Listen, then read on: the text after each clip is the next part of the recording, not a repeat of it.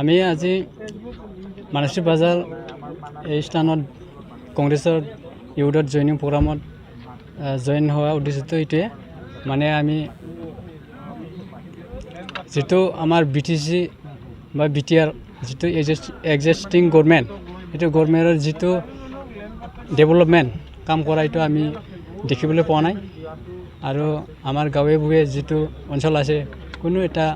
মানে আই মাতৃসকলতো ডেভেলপ কাম দিব পৰা নাই ইয়াৰ কাৰণে আমি যুৱক ইউথ হিচাপে আমি কংগ্ৰেছত সোমাই আমি আহি থকা নিৰ্বাচনত আমাৰ ঐতিহ্য মানা চেৰপাঙত কেণ্ডিডেট জিতাই দিবৰ কাৰণে আমি যোগদান দিছোঁ আৰু এটা দল আছিল বিটিসি ইপিপিএল দলত যোগদান নকৰি কংগ্ৰেছত যোগদান কৰিলে যে কাৰণটো এইটোৱে আমি যেটো ইউপিপিএল গভৰ্নমেন্ট যিখিনি বিটিআৰ চুক্তি কৰি বিটিআৰ চুক্তি ৰূপায়ণ কৰিব পৰা নাই এই উদ্দেশ্যলৈ আমি আজি ইউপিপিএল গভৰ্নমেন্টত কোনো ডেভেলপমেন্ট দেখা পোৱা নাই আৰু আহি থকা সময়তো মানে ইউথক কোনো এটা হেৰি কৰিব পৰা নাই ইয়াৰ কাৰণে আমি ইউপিপিএলত নাযায় আমি আজি কংগ্ৰেছ দলত নিশ্চিতভাৱে ইহঁতে মন বেয়া হ'ব আৰু ইহঁতে নিশ্চিতভাৱে তেতিয়া এটা গেপ তৈয়াৰ কৰি নিশ্চয় স্বয়ংক্ৰিয়ভাৱে নিজে নিজৰ অঞ্চলত ডমিনেট কৰাৰ চেষ্টা কৰিব অকলে আহিব বিচাৰিব আৰু ইয়াত বিজেপি এটা বস্তু কৰি আছে বিজেপিয়ে বিপিএফ আৰু ইউপিপিএলক এনেকৈ ব্যৱহাৰ কৰিছে যে দুটা দলে সিহঁতৰ সন্মুখত একো নহয় এই দুটা দলকে বুৰ্বক বনাই অহা দিনত বিজেপিয়ে ইয়াত মানে বিটিসি দখল কৰাৰ পৰিকল্পনা কৰিছে এইটো আজিৰ দিনত বিপিএফে বুজিছে ইউপিপিএলো বুজিছে তাৰ কাৰণে ভিতৰি এটা কি হৈছে এটা গ্যাপ তৈয়াৰী হৈ আছে আৰু ইয়াৰ ফল আপোনালোকে অহা দিনত এই এমচিএল নিৰ্বাচনত আপোনালোকে দেখিবলৈ পাব স্যাৰ বিটিসিত নতুনকৈ আঞ্চলিক দল হলে ইহঁতৰ যিখিনি মানে ৰাজনৈতিক এজেণ্ডা থাকিব ইহঁতে এই বিটিসি অঞ্চলত কি কৰিব বিচাৰে সেইখিনিৰ ওপৰত ষ্টাডি কৰিলেহে গম পোৱা যাব যে কংগ্ৰেছৰ লাভ হ'ব নে লোকচান হ'ব সেইটো সময় নিৰূপণ কৰিব ধন্যবাদ স্যাৰ দেখিবলৈ পাব অনাগত যেটো বিটিসি নিৰ্বাচন আহি আছে মূল কি উদ্দেশ্যটো লৈ পেলাই মানে পাব্লিকৰ ওচৰত যাব কংগ্ৰেছ দলে মূল উদ্দেশ্যটো হ'ল যে বিটিসি চুক্তি যেতিয়া কংগ্ৰেছ চৰকাৰৰ দিনত বা মনমোহন সিং তৰুণ গগৈদেৱৰ নেতৃত্বত যিধৰণে বিটিসি চুক্তি সমাপন হৈছিল তাৰপিছত পৰৱৰ্তীকালত হাগ্ৰামা মহিলাই ডাঙৰীয়াই হওক প্ৰমোদ বড়ো ডাঙৰীয়াই হওক শাসনভাৰ ল'লে তেওঁলোকে শাসন চলালে প্ৰায় ১.৫ দশক ধৰি কিন্তু তাৰপিছতো সৰ্বসাধাৰণ বড়ো ৰাইজৰ যিবিলাক সমস্যা বিটিসি চুক্তি হোৱাৰ আগৰ বড়োলেণ্ডৰ যিসমূহ সমস্যা আজিৰ যিসমূহ মই নিজে আজি যেতিয়া ৰাস্তাৰে আহিলোঁ বিজনীৰ পৰা মানসী বজাৰলৈকে বিভিন্ন গাঁৱলীয়া ৰাস্তাৰে বহুতো সমস্যাৰ মাজে ভাৰাক্ৰান্ত ক'ৰবাত বিজুলী নাই ক'ৰবাত ৰাস্তা ঘাট নাই এনেকুৱা ধৰণৰ বিভিন্ন দুৰ্গম অঞ্চলৰ মাজতো বড়ো ৰাইজ বসবাস কৰি আছে আৰু বিটিআৰ চুক্তি যেতিয়া হ'ল বিজেপি চৰকাৰৰ দিনত আগৰ চুক্তিখনকে আপগ্ৰেড কৰি সেই চুক্তিৰ 20% এতিয়ালৈকে কাৰ্যকৰী হোৱা নাই কেৱল মাত্ৰ নিৰ্বাচনী টোপ হিচাপেহে ব্যৱহাৰ কৰি আমাৰ জনগোষ্ঠীয় ৰাইজক বিজেপিয়ে ব্যৱহাৰ কৰি আছে কিন্তু বিজেপিৰ এইটো চৰিত্ৰই বিজেপিৰ চৰিত্ৰটো হ'ল যে আঞ্চলিক শক্তিসমূহক মানে চেপি খুন্দি বস কৰি একেবাৰে গিলি পেলাব লাগে লৈ একটা কেন্দ্ৰীভূত যি চেণ্ট্ৰেলাইজড পাৱাৰ ছিষ্টেম তেওঁলোকে এষ্টাব্লিছ কৰিব লাগে য'ত দিল্লীৰ পৰা সকলো কণ্ট্ৰল হ'ব নৰেন্দ্ৰ মোদী আৰু অমিত শ্বাহে সকলো কণ্ট্ৰল কৰিব আৰু গুৱাহাটীত হিমন্ত বিশ্ব শৰ্মাই কণ্ট্ৰল কৰিব ইয়াত প্ৰমোদ বড়োৰো কোনো অধিকাৰ নাথাকিব হাগ্ৰামা মহিলাৰো কোনো অধিকাৰ নাথাকিব জয়ন্ত বসুমতাৰীৰো কোনো অধিকাৰ নাথাকিব কেৱল মাত্ৰ তেওঁলোকক হাতৰ পুতলা কৰি ৰাখিব খোজে বিজেপিয়ে এই কথাটো কিন্তু কংগ্ৰেছে কৰা নাছিল কংগ্ৰেছে বিপিএফক সমান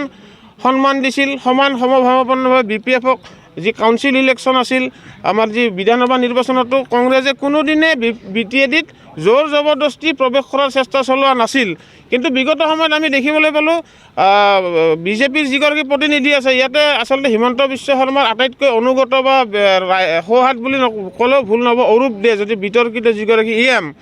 অৰূপ দেৰ বিভিন্ন বিতৰ্কিত কথা আমি দেখিবলৈ পাওঁ বিভিন্ন দুৰ্নীতিৰ কথা অৰূপ দেৰ বা তেওঁ বড়ো ৰাইজক কৰা বিভিন্ন অপমানসূচক কথা বা ইউপিপিএলক তেওঁ যি ধৰণে আক্ৰমণ কৰে অপমান কৰে এইবিলাকতো সংবাদ মাধ্যমত প্ৰকাশ হৈ আছে গতিকে বিজেপিয়ে এফালেৰে গলত ধৰে আৰু এফালেৰে গলত চেপি ধৰে এনেকুৱা এটা মানে পলিচি মানে বিজেপিয়ে লৈছে মানে এফালে কান্ধত ধৰি বন্ধুত্বটো দেখুৱাব কিন্তু লাহে লাহে গলত চেপি একেবাৰে মাৰিয়ে পেলাব গতিকে বিজেপিৰ এই ধৰণৰ যি সামগ্ৰিকভাৱে যিটো ষড়যন্ত্ৰ হৈ আছে সেই ষড়যন্ত্ৰৰ বিৰুদ্ধে কংগ্ৰেছে যুঁজিব যাতে বড়ো ৰাইজৰ অসমৰ আটাইতকৈ যি সংগ্ৰামী এটা জনগোষ্ঠী বড়ো ৰাইজ বড়ো জনতাৰ যি স্বাভিমান তেওঁলোকৰ যি অধিকাৰ ভূমিপুত্ৰসকলৰ তেওঁলোকৰ যিসমূহ অধিকাৰ আছে তেওঁলোকৰ স্বাভিমান আছে সেই ৰক্ষা হ'ব লাগে তাৰ কাৰণে কংগ্ৰেছে আমি যুঁজি যাম ভাল লাগিছে ইয়াত যে আমাৰ যুৱ কংগ্ৰেছৰ সভাপতি অবিনাশ বৰ্মাৰ নেতৃত্বত আজি আমাৰ জিলা কংগ্ৰেছৰ সভাপতি আমাৰ সঞ্জীৱ গোহাৰীৰ উপস্থিতিত আমাৰ ইয়াৰ ব্লক কংগ্ৰেছৰ সভাপতি যুৱ কংগ্ৰেছৰ সকলৰ আজি কৰ্মৰাজিত আকৃষ্ট হৈ এই অঞ্চলৰ অভূতপূৰ্ব ধৰণে মই চাইছোঁ বহুতো ল'ৰা যুৱক আজি কংগ্ৰেছ দলত যোগদান কৰিলে যুৱ কংগ্ৰেছৰ জৰিয়তে। তো ভাল লাগিছে। মই এটা বস্তু ইয়াত অনুভৱ কৰিব পাৰিছোঁ, এই অঞ্চলত যিসকল প্ৰতিনিধিয়ে যোৱা দিনবোৰত UPPL BPFৰ হৈ ইয়াত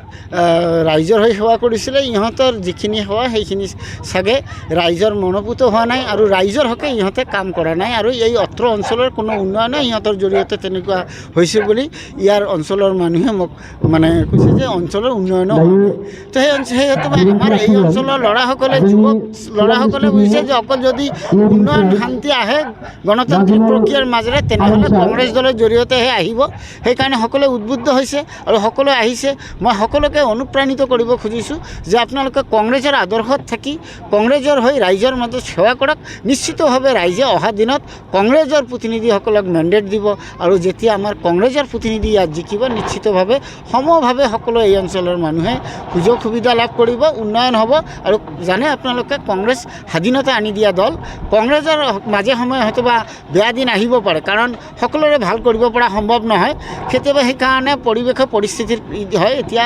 মানুহে কংগ্ৰেছমুখী হৈছে। অসমত এই 9 বছৰীয়া BJPৰ যে শাসনকাল গ'ল 2016ৰ পৰা আজি 24লৈকে, ইয়াত মানুহ সন্তুষ্ট নহয়। কোনো অঞ্চলতে তেনেকুৱা উন্নয়ন হোৱা নাই। ৰাইজক যিখিনি আবুহা ভাৰী যিখিনি BJPৰ মেনিফেষ্টত দিছিলে, যোৱা দিনবোৰত UPPLে মেনিফেষ্টত দিছিলে যে আমি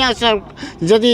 শাসনত আহোঁ আমি এইবিলাক কৰিম, সেইবিলাক পূৰণ কৰাত ব্যৰ্থ হৈছে। আপোনালোকে চাইছে এইবেলি বিধানসভা চলি আছে, এতিয়াও আৰু 3 দিন বিধানসভাৰ কাৰ্যক্ৰমণিকা বাকী আছে, 21 তাৰিখ আৰু 23 তাৰিখ 24 তাৰিখ। প্ৰায় প্ৰতিটো দিনতে আমাৰ কংগ্ৰেছ দলৰ বিধায়িনী দলৰ আমাৰ দলপতি আমাৰ দেৱব্ৰত শইকীয়াৰ নেতৃত্বত আমাৰ চিফ হুইপ আছে, আমাৰ কাৰ্যকৰী সভাপতিকে ধৰি আমাৰ সকলো বিধায়কে BJP চৰকাৰৰ যিখিনি মানে কাম কাজ সেইখিনিৰ ওপৰত আমালোকে সমালোচনা কৰিছোঁ। বিধানসভাত যিখিনি কাম হ'ব লাগে, আমাৰ শিক্ষা, স্বাস্থ্য, ইনফ্ৰাষ্ট্ৰাকচাৰ ডেভেলপমেণ্ট, মানে প্ৰতিটো জাতি জনগোষ্ঠীৰ যিখিনি উন্নয়ন, সেইবিলাকৰ ক্ষেত্ৰত পৰিপূৰ্ণভাৱে ইহঁতে একেবাৰে ফেইল মাৰিছে। তাৰ কাৰণে আমি বিধানসভাৰ মজিয়াত আমি মানে নীতিগতভাৱে আমি ফাইট কৰি আছোঁ আৰু এইবিলাক যাতে ৰাইজৰ কাৰণে অহা দিনত ব্যৱস্থা কৰে তাৰ কাৰণে ডিমাণ্ড দিছোঁ। আৰু যদি এইখিনি ইহঁতে কৰিব নোৱাৰে নিশ্চিতভাৱে অহা দিনত অসমৰ ৰাইজে এই BJP দলক আৰু আপোনালোকৰ এই BTADত UPPL দলক নিশ্চিতভাৱে ক্ষমা নকৰে, কাৰণ ৰাইজৰ হাতত ক্ষমতা। ৰাইজে যেতিয়া বিচাৰে তেতিয়া যাকে ইচ্ছা তাকে ক্ষমতা আনিব পাৰে আৰু যাকে ইচ্ছা তাকে যিমান ক্ষমতাশালী নহওক, যিমান পাৱাৰফুল নহওক, যিমান তাৰ হাতত অবৈধ টকা নাথাকক, এইবিলাকে কেতিয়াও মানে ৰক্ষা কৰিব নোৱাৰে। স্যাৰ এই UPPL আৰু BJPৰ মাজত কিবা ফাট মেলিছে নেকি?